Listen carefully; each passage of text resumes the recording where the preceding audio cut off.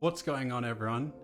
For the very first time, welcome to my channel, Jam with Jock. This is my first ever video. On this channel, I'm going to be sharing my love for music production and sharing some of the techniques that I've learned in my 7 years of producing music. Today we're going to have a look at Ableton 12 and all the new features that come with it. I'm going to focus on the basic fundamentals today to get you making music as fast as possible. So let's go ahead and open up a blank Ableton template. Alrighty everyone, so here we are in Ableton. We've got a blank template here and we're in the session view at the moment. There's two different views that you can make music in. You have the arrangement view and you have the session view. I'm just pressing tab to switch between these views, and there's also this top right section here. The difference between the two views is that this one is usually used for recording live performances, and this one is used for arranging and composing your music. So we're going to start in this view today. We're just going to have a look at the preferences quickly so we can make sure you've got everything that you need set up. Audio is extremely important. You have to make sure if you can't hear any sound that your output is set correctly. So if you've got some headphones or you want to use your speakers, this is where you're going to select that. And if you ever want to record an instrument or a microphone, in my case, I'm using this as my input here as my microphone. Don't worry about the buffer size and sample rate for the meantime. Just copy what I've got here and we'll get started. So we'll start at the top. We've got our beats per minute here, which is set to 120 by default. And that's just determining how fast or how slow the track is. We've got a metronome here. If we're ever recording stuff in live, that's going to help us keep in time.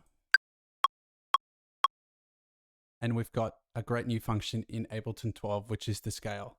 So let's just say, for instance, our song is in C major. We're going to go ahead and create a MIDI clip. And we're going to do that by highlighting a section, right-clicking, and pressing Create MIDI Clip. Now we have the piano roll come up here. All these notes here that are lit up in purple, that means we can play that note, and that's going to be in the scale. If we want the whole notes to be lit up, just press this highlight scale. Next, we've got our favorite section here. We're not going to focus on that too much for the meantime, but just to keep in mind for you, if ever you feel yourself using something quite frequently and you want it to be saved in this area rather than having to search for it each time, just right click on whatever you want, select the color you want, and then you can go up in here and press rename and type it into whatever you want. Next, we've got our library. This is where everything's stored. You got the stock Ableton drums, the stock Ableton instruments, stock Ableton audio and MIDI effects, and then this is your third-party plugin VSTs. You might not have any third-party plugins for the meantime, and that's totally fine. If ever you want to add them, just go up in here into preferences by pressing Command comma or just pressing up here into settings, and you've got your plugins here. Next, we've got our templates, which is really cool. You can save your default set, so every time you open Ableton, you have the same set pop up. I've got mine here, which is my current template, and this is something I've just customized over time. So if you ever want to do that, you just press File, Save as Default Set. If you want to have multiple sets that you can just open quickly and they'll be stored in here, you just go File and then Save Template, and it's going to come up in there. This section over here is where your sample packs will be stored. So add folder, and then you just click on the folder that you've just downloaded, and then this is where you can store your samples over here. Up top, we have the very self-explanatory play and stop button. We've also got the record button. So make sure whenever you want to record something, you hit the record button here on the channel that you choose, and then you're going to hit record.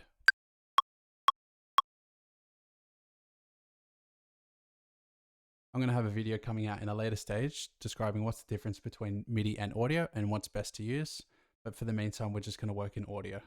If you ever want to create or delete a new audio or MIDI track, you right click here and you can select audio or MIDI. The shortcuts for that is, for an audio, is Command T and Command Shift T for a MIDI track. So I'm just going to go ahead and throw a drum loop into an audio channel here. I'll turn the audio down with this bar here, and this is our channel fader for each individual channel. So I always like to throw my drums around the -12. If you know the number that you're going to type in, you can just click on it and then start typing -12, and that's just an easy way to get it straight there. Now, I just want this drum loop just to keep continuously looping. So I'm going to press Command L, which is to loop. I can also right click here and then press loop. Say I have 2 drum loops playing, and I just copied that, by the way, by pressing Option and dragging down, and you have to make sure you're releasing the mouse first before the button. So that's going to now duplicate. If I ever have 2 channels playing and I want to solo one of them, which means I'm going to just play that channel, I'm going to go ahead and press this S button here. So now this one's playing and not this one. If you're doing that for multiple channels, you want to say you want to solo 2 out of 3 tracks, you just hold Command and press, and now you can solo as many as you want.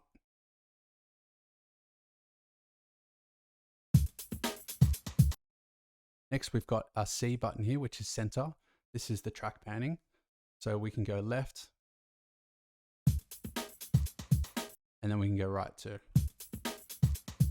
If you ever want to return the setting back to its original default, just click on it and press delete, and that'll bring it back. That'll same with the volume fader here. And then Command Z will take it back to what it was. Now, if we double click on the audio file, there's a few more things and settings and preferences that pop up. So we've got another volume fader here, which is going to make it louder or quieter. And again, just pressing delete to return it to its default. We've got pitch here, which is increasing the pitch.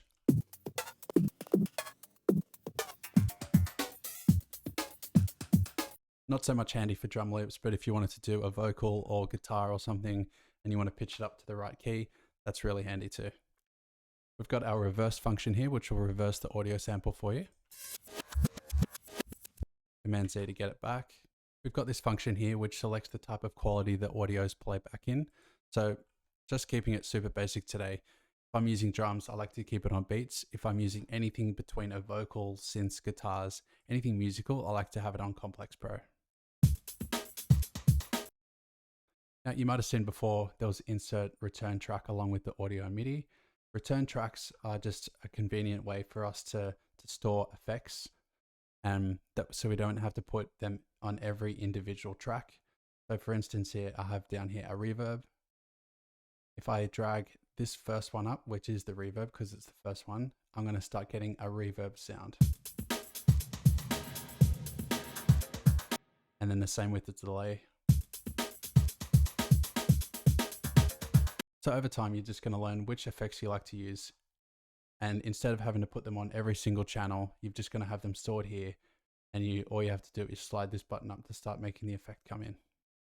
So that's pretty much all the basics that you're going to need to start making some music. Obviously, there's instruments and samples that you can use that are native to Ableton.